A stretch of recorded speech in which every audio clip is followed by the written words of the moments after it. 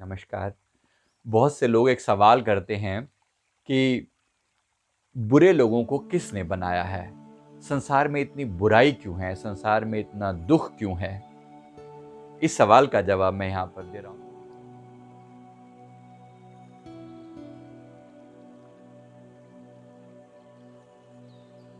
Self awakening mission से संजीव मलिक। दोस्तों, इस बात को समझिए, एक समतल ज़मीन है। मुझे इस समतल ज़मीन पर एक मिट्टी की पहाड़ी बनानी है। मिट्टी का एक पहाड़ जैसा स्ट्रक्चर खड़ा करना है।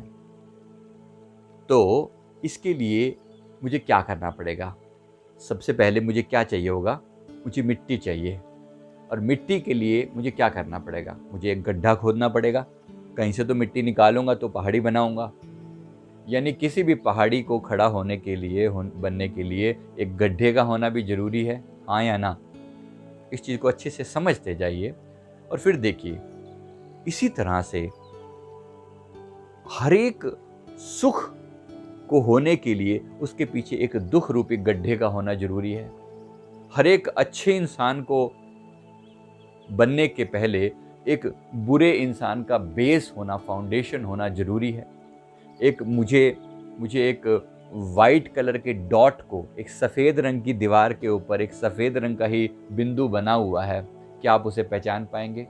बिल्कुल भी नहीं। लेकिन एक काले रंग की दीवार के ऊपर अगर एक सफ़ेद रंग का बिंदु बना हो तो आप उसे डेफिनेटली तुरंत पहचान पाएंगे कि वो रहा। बस ऐसे ही भगवान राम की कहानी में, यानी कि रामायण में, अगर रावण का कैरेक्टर ना होता तो क्या आप राम जी को पहचान पाते, उनकी महानता को पहचान पाते? शायद नहीं।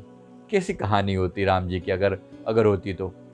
एक राजा थे दशरथ, उनके 4 बेटे हुए, उनमें से एक राम थे और वो बहुत धर्मात्मा थे। और एक दिन उनकी शादी हो गई और एक दिन उसके बाद क्या?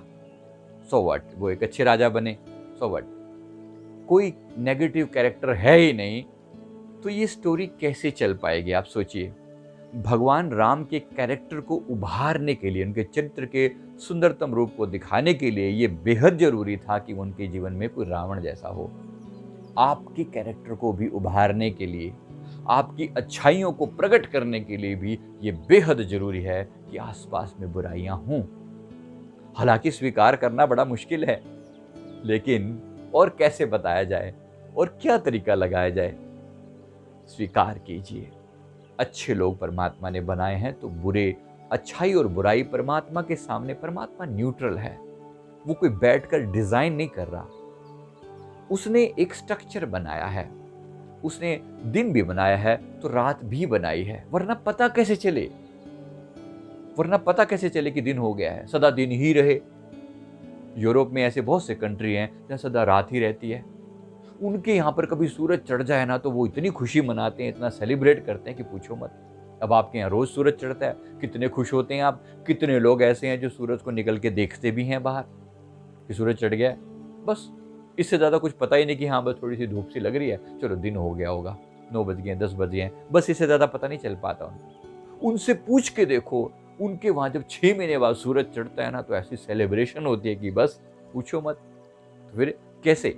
इसका अर्थ सिर्फ सिंपल सा ही है कि आपके जीवन में अच्छाई आने के लिए, आपके जीवन में सच्चरित्रता आने के लिए आपके पास कहीं ना कहीं एक नेगेटिविटी का इतिहास मैंडेटरी है। वो हुआ होगा तभी आप ऐसे हैं। आज आप अगर बहुत ईमानदार हैं, आज अगर आपका दिल किसी को देख के बहुत पिघलता है, तो कभी ना कभी आपने कठोरता सही होगी, डेफिनेटली सही होगी।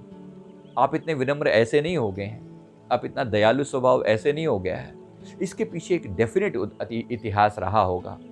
इसी तरह से परमात्मा ने हर चीज को इक्वली बनाया है। दिन बनाया है तो रात बनाया है, दुख बनाया है तो सुख बनाया है, पीड़ा बनाई है तो खुशी बनाई है, सब कुछ बनाया। अब आपका चुनाव आपके हाथ में है।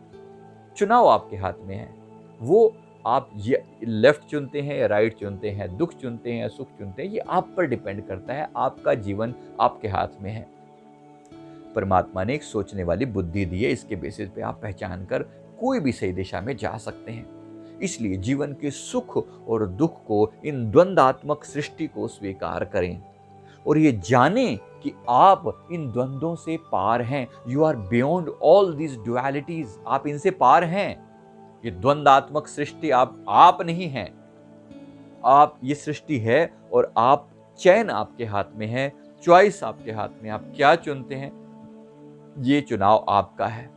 इसलिए सही राह पर चलें, सही को चुनें, और नकारात्मक रहेगा, सदा रहेगा, इसकी चिंता मत करें।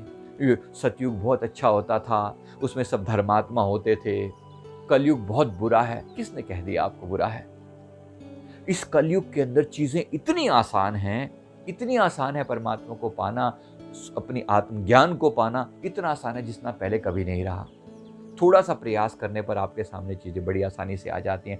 ध्यान में जो अनुभव अब होते हैं, मैं एक पास्ट लाइफ रिग्रेशन थेरेपिस्ट हूँ, मुझे पुरानी हिस्ट्री पता है अपनी कि पहले कितनी डिफ़िकल्टी होती थी ध्यान ध्यान लगाने में। पिछले टाइम के अंदर जो अब से 2000, 5000, 7000, 10,000 साल पहले, और उससे भी पहले, इससे भी पहले, जब कलयुग नहीं था, द्वापर युग था, त्रेता युग था और सतयुग था, उस समय और ज़्यादा डिफ़िकल्टी होती थी। आप जानते हैं सभी की उम्र हज़ारों या लाखों साल में होती थी, तो ज्ञान के लिए तपस्या भी करनी पड़ती थी। हज़ारों साल का तप होता था, तब जहाँ के लोग ज्ञान को उपलब्ध होते थे। आज के समय में ये उपलब्धि बड़ी आसानी से हो जाती है। इसलिए इस कलयुग का, इस नेगेटिव टाइम का, आसपास के नेगेटिव लोगों की प्रेजेंस का भरपूर फायदा उठाइए, भरपूर फायदा उठाइए, और जरूर इसी अंधकार में से प्रकाश होगा।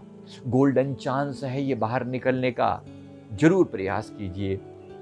तो चॉइस हमारे हाथ में है। मैं उम्मीद करता हूँ इस वीडियो ने आपकी बात को क्लियर कर दिया होगा। वीडियो को लाइक करें, हमारे चैनल को जरूर सब्सक्राइब कर लें। Thank you.